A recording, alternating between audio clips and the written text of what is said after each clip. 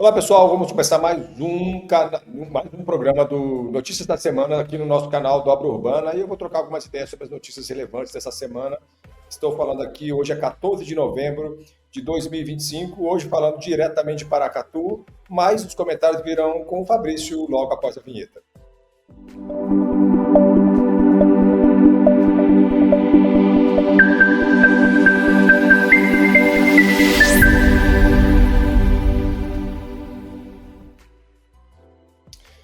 Fala, Fá. O que Bom a dia, gente tem aí para Claudino. hoje? Como é que você está? Bom dia.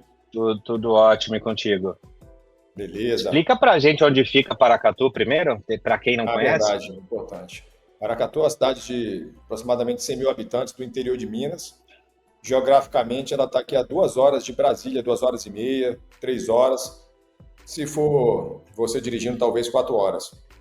Mas, brincadeira. O Fabrício dirige prudentemente.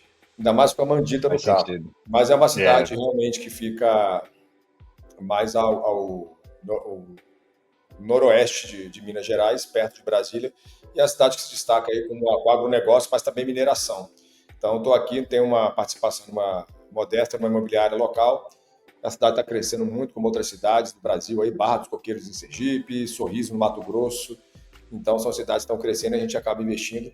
E hoje eu vim visitar aqui alguns investimentos. E você sempre falando de São Paulo, também investindo por aí, né? sim, investindo por aqui, cara. Eu já falei, a gente precisa lançar o quadro Onde está Claudino? Precisa. Aí vem uma vinheta diferente, vai ser legal isso. Põe uma vinheta aí da próxima vez, batendo um tambor aí para eu falar onde eu estou. Tá bom, Aliás, vamos beleza. fazer isso agora. Onde é que eu estarei já no final de semana, no sábado e no domingo? Onde vou. Pera aí. Amanhã eu estarei em Brasília e domingo em Manaus. Que é porque um do lado Olha do só. outro, então já vou emendar. Ficou legal Do lado, do esse lado. é do ladinho. E falando em investimento, a gente fez um lançamento imobiliário aqui. E você também está investindo bastante aí para short stay. Como é que tá essa dinâmica? A gente já Sim, falou sobre isso aqui, mas tem sempre novas atualizações sobre como plataformas de curta temporada estão trabalhando e como a legislação está atuando no setor. Me fala aí sobre as sim. prefeituras e o Airbnb, sobre eles cobrarem ISS, como é que é essa dinâmica em relação, inclusive, ao sistema hoteleiro. Exato, cara. Assim, o tema Airbnb, eu até pude falar no CIMI 360 ali 2 semanas atrás, sobre Airbnb, e abordei também esses temas, tá?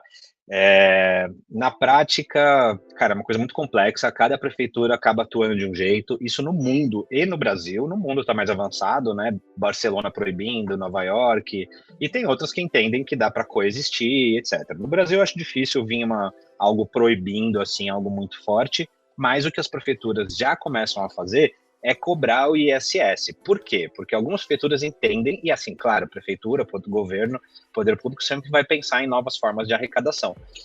Aqui tem um lobby muito grande por trás de hotéis, e os hotéis pagam ISS, né? Porque é uma prestação de serviço. E existe uma grande dúvida se contrato de curta temporada, né, de locação de short stay, deveria pagar, porque a princípio, se é uma locação você não paga ISS.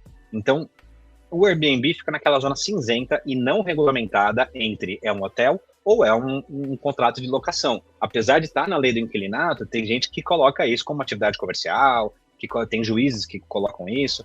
E aí, algumas prefeituras, está saindo alguns resultados aqui de algumas prefeituras, algumas decisões, como Salvador, Petrópolis, Olímpia, Ponta Grossa, que estão querendo cobrar o ISS, com o argumento de deixar as coisas mais equilibradas entre hotéis e Airbnb. A única questão que eu acho que não colocaram aqui nessas análises aqui da prefeitura é que os hotéis pagam cerca de 11 ou 12% de imposto de renda, enquanto as pessoas físicas que anunciam no Airbnb pagam 27,5%. Então, meu questionamento que eu deixo no ar, né? Será que cobrar o Airbnb, o ISS do Airbnb vai equilibrar ou vai voltar a desbalancear, porque deveria rever também o imposto de renda das pessoas físicas que alugam pelo Airbnb. Mas é isso, são vários capítulos pela frente aí, vamos entender como essa questão se desdobra aí nas cidades e etc. Lembrando que ISS é um tributo municipal, tá? Então cada cidade acaba definindo o seu esquema. complicado isso aqui, viu, Claudino? Tem que ver o argumento, né? Toda a legislação, toda a normatização, ela tem que vir para um fim social. Se é Sim, para melhorar a arrecadação e para qual finalidade vai essa arrecadação, né? Você paga ali um IPTU ou paga um IPVA, vão ser são tipos fiscais que são para finalidade bem específica. Qual sim, seria esse ganho maior, qual a justificativa? E também a gente está prejudicando quem? A gente está só taxando a plataforma ou a gente está dificultando que pessoas que moram naquela cidade, naquele município, possam investir em algo que gera emprego, que gera renda, que gera inclusive imposto? A ver. exatamente. É ver. A ver. E aí eu aproveito então para puxar aqui uma outra notícia, que eu sei que é um tema que você domina super bem.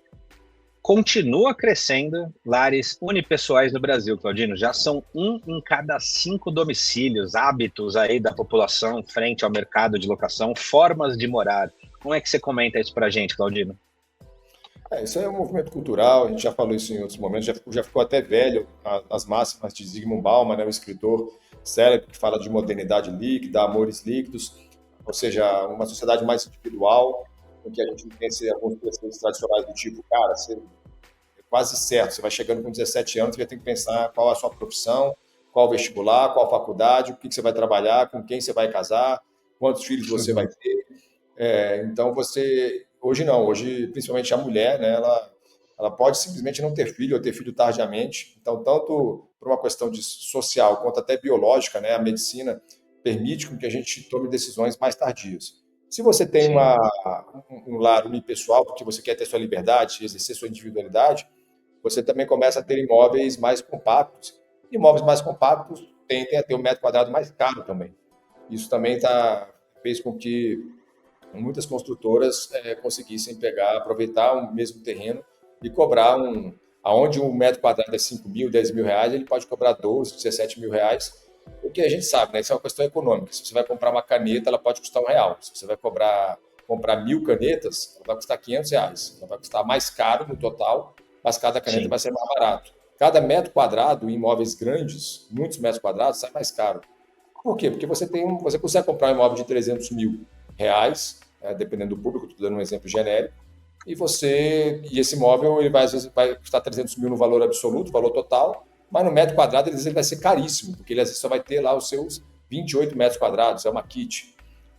Por outro lado, se você for comprar um imóvel de 100, 200 metros quadrados, ele vai custar mais caro, vai custar 1 milhão, ou vai custar 2 milhões, mas o um metro ticket, quadrado dele né? às vezes vai custar 8 mil, 7 mil reais o metro quadrado. Então, o valor do Sim, metro quadrado ele encarece, o valor absoluto dos imóveis diminui, e isso é reflexo de pessoas que preferem morar sozinho, como eu te falei, é geracional, né? As novas gerações preferem, inclusive podem gastar com isso, Fabrício, no momento que eles não têm que gastar com filhos. Estamos tendo cada vez menos filhos.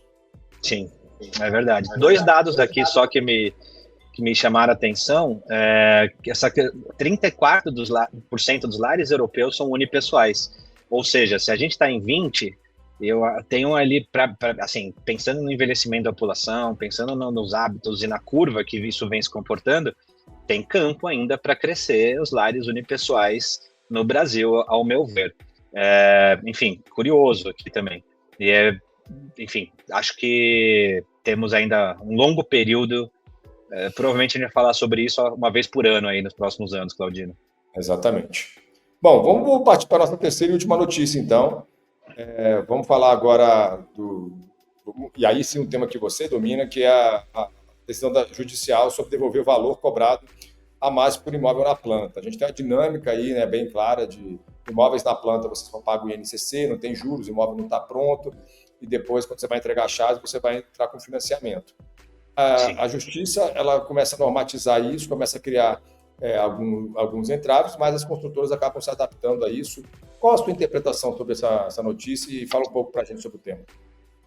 Olha, eu acho que é uma ótima notícia para quem compra e é uma péssima notícia para quem vende. Por quê? Na prática, a legislação prevê que você não pode fazer correções mensais para contratos inferiores a 36 meses. Isso é um dos motivos do seu contrato de locação ser de 30 meses, por exemplo. Com isso, se o contrato tem 30 meses, o seu aluguel é corrigido uma vez por ano. Ok. Para a incorporação, eles tem um risco muito grande com inflação de obra. Ele lá vendeu a unidade e vai passar 3 anos construindo.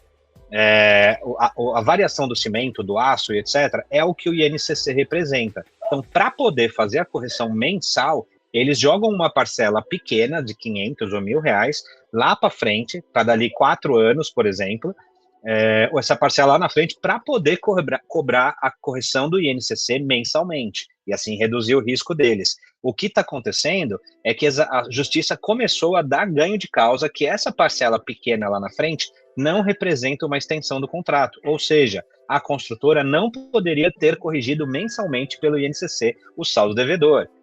Isso, para mim, é pesadelo aqui das incorporadoras, porque se essa moda pega, tem incorporadora aí quebrando muito provavelmente, porque podem ser valores grandes. E aí, enfim, faz parte desse jogo. Provavelmente vão encontrar alguma forma de cobrar mensalmente de outro jeito.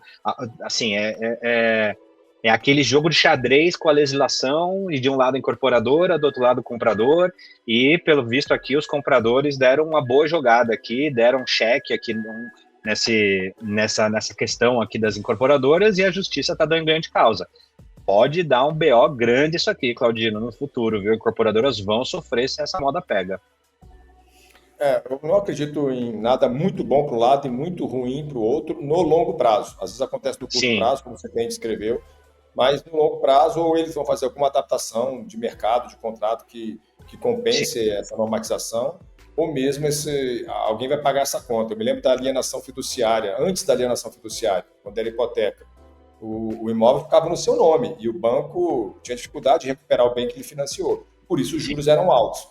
Quando a gente fez a alienação, ficou bom para os bancos, aparentemente, porque o imóvel fica para ele até você quitar. Por outro lado, não ficou ruim para o mutuário, para quem compra o imóvel, para quem paga a prestação, porque os juros ficaram mais baratos. O equilíbrio é o ideal. Eu estou esperançoso que essa dinâmica de mercado e o legislador vão encontrar o seu equilíbrio até que comprar imóvel na planta realmente fique uma coisa mais equilibrada e fluida para todo mundo. Tomara, estou na torcida aqui, Claudino, porque é um mercado que movimenta muito, cara. Você pegar o PIB brasileiro, corresponde à construção civil, se não me engano, quase 10%, que é muita coisa. É uma cadeia muito grande.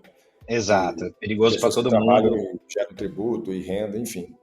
Exato. Bom, Paulo, acho que é isso, né? Essas foram as notícias da semana de hoje, 14 de novembro, aqui no nosso canal Dobra Urbana, precisando aí de fazer comentários. Quem quiser fazer comentários, quem quiser curtir também o vídeo aí, já aproveita agora, se você chegou até aqui, e também traz os seus comentários, suas sugestões para a gente comentar outros tipos de notícias, ou mesmo responder vocês sobre os temas que a gente abordou aqui rapidamente. Beleza? Perfeitamente. Valeu, pessoal. Até a próxima. Valeu, um abraço, pessoal. Tchau, tchau, Fábio.